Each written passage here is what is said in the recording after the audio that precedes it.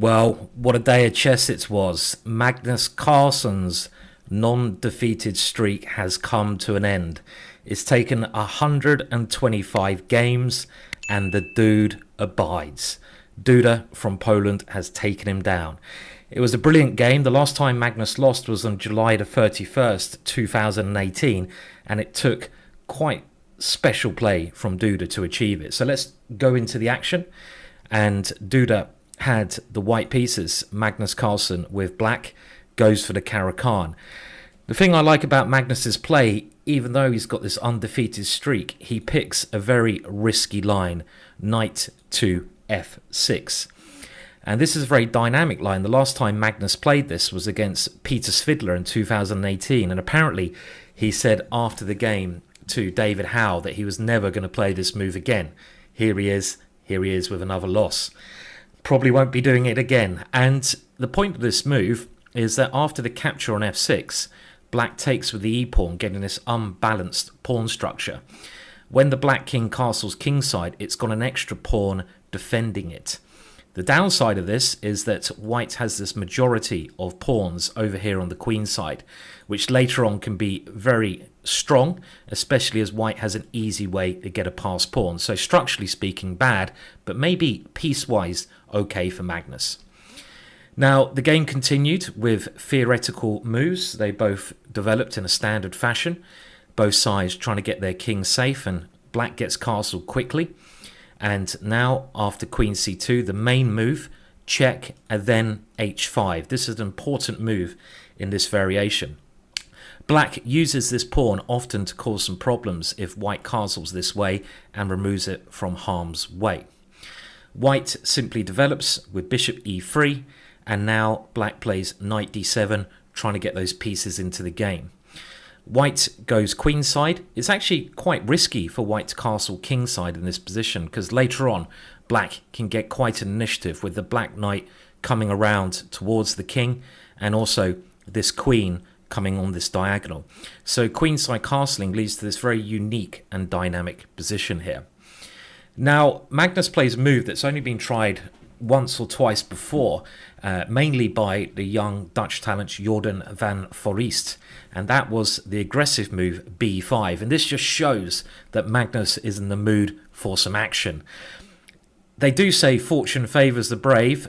Maybe that didn't happen here. Well, I know I've given the result away, but I think it had to be given away in this game.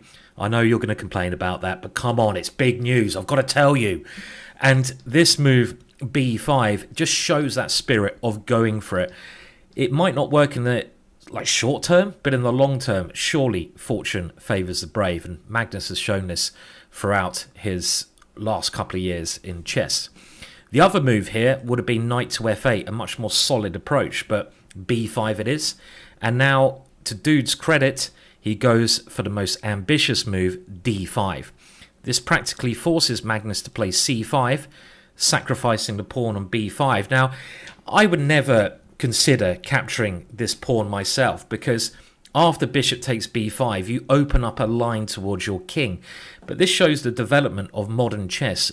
In modern era, we could say, people are much braver and they rely on their defensive capabilities to a much higher degree.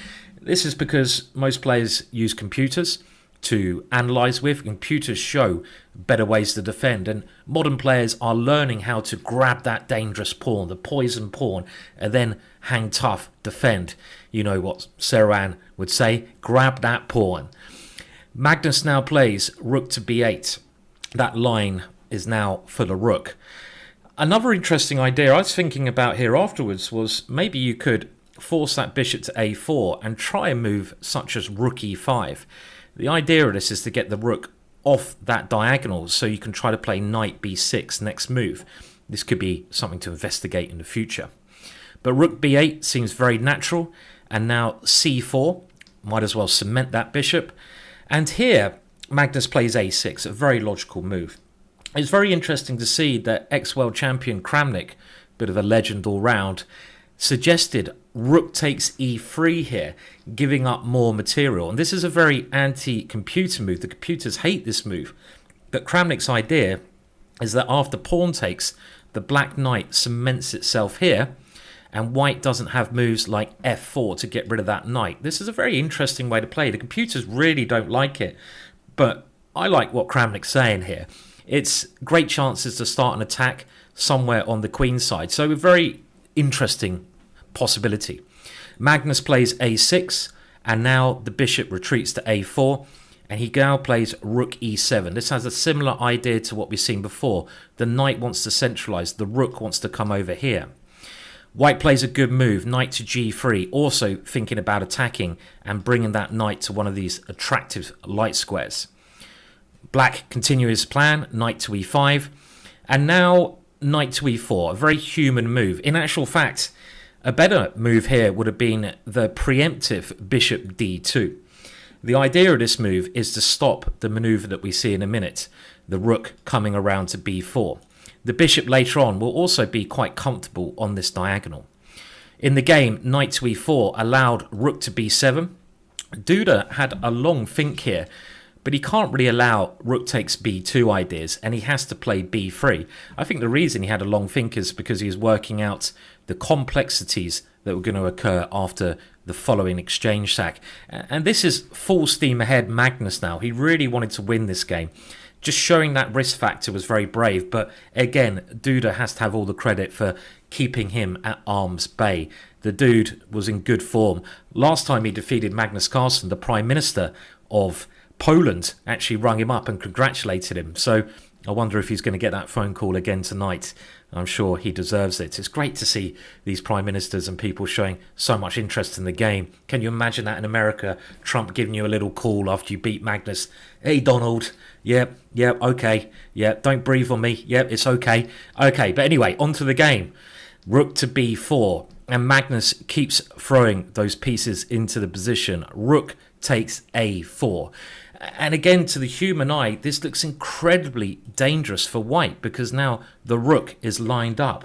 It's a pity this pawn on c5 is in the way, because otherwise bishop to a3 would be a stunningly dangerous move. But Magnus continues developing. He can't get his queen in the attack. If that queen could get in the attack, it'd be great, but queen b6 doesn't really achieve anything here. It's not coming in. It has no entrance points in the position. And remember, what white has to do here is just survive, try to make some exchanges and win the ending. Bishop to f5, that piece comes in. And now after rook e1, I would say the losing move. h4. This is just far too slow here. It's rare to see Magnus go wrong, but he needed to play with a little bit more urgency in the position. And the defensive play from white here is simply astonishing. Knight g4 would have been a much better move, trying to create complications and entering straight into tactics. The point of this move is that after something like f3, Magnus could have captured the knight and now play a move such as bishop e5. The rook now wants to come into b2, and after, let's say, bishop to c3 here, which I think must be the normal move, the bishop moves into d4, and even this queen can now sneak into e5, and black has more inroads into white's position here. So h4 was far too slow, and now h3 stops any of these shenanigans with that knight darting into the position. The knight therefore tries to find another route in, but now another great move. The rook comes centralized, allowing the other rook to come in, and in some cases it can make exchanges. When you're material up, you want to exchange pieces off the board. Magnus throws the knight in, and now g4, forcing the bishop back. And again, this next move, real class. King to d1. I mean, seriously, how many players would think of this move? Just trying to get the king away from a potentially dangerous place on the queen side. It's a weird little maneuver, and even though the king still looks like it's under a lot of threats here, there's no obvious way that black can increase the pressure. That's Magnus's problem here. He plays a very human move, f5, trying to break open the position, but now white makes some more exchanges, and he simply takes on f5. Again, both players showing no fear here. You give me a pawn, Magnus, I will take it. I am the Polish Pac-Man. I'm going to munch my way through your pawns and pieces, boy. You may be world champion, but I'm going to eat them all. Magnus's idea, he gets a check, but again, Duda blocks that with f3. Black queen now comes to a potentially dangerous diagonal, but it's blocked again. Bishop c3, and we can see here that white's starting to get quite a harmonious position and even some counter-attacking chances with this strong piece. Black's only try is to try to get the queen into the position via the g-file, but now queen e4 centralizing, queen to g2 and rook e1. Again, very nice centralization of the pieces here. Even here, as white, I'd be scared after Magnus's move. Queen takes a2. I'd be like, oh, come on, man, give us a break. He's threatening such ideas, a rook b1. But the way to get through these kind of positions, you just have to calculate and show no fear. Try to exchange, try to swap off. And there's only one move here, but it's a good one. Queen c2, offering the exchange of queens, and now the king can come to d2 because we're blocking that force field from the queen. Queen takes c4, rook to e8 check. This forces off, well, more pieces. I mean, the other options here were just as bad. Magnus's idea here is to try to complicate things by at least giving himself a check on d5. When the chips are down and you're struggling, you might as well throw everything into the pot. There's no point, you know, fading away. You might as well burn in a blaze of glory. And I think that's what Magnus is aiming to do here. But white has so many pieces now, as we can see, he's material up.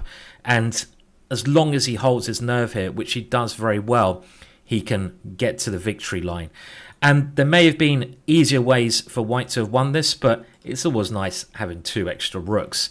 Magnus fights on, and now in this position, Duda takes quite a practical choice. The best thing to do is when you're winning, you know, simplification is good, but if you see an opportunity to attack, you have to calculate it.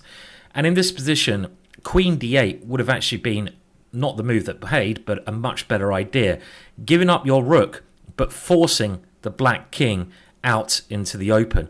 And we can see after a series of checks that the black king is in a hopeless situation. This kind of sequence will end with the black queen being lost.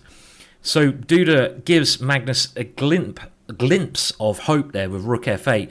But again, after king c1, Magnus has no checks and there's really no way in.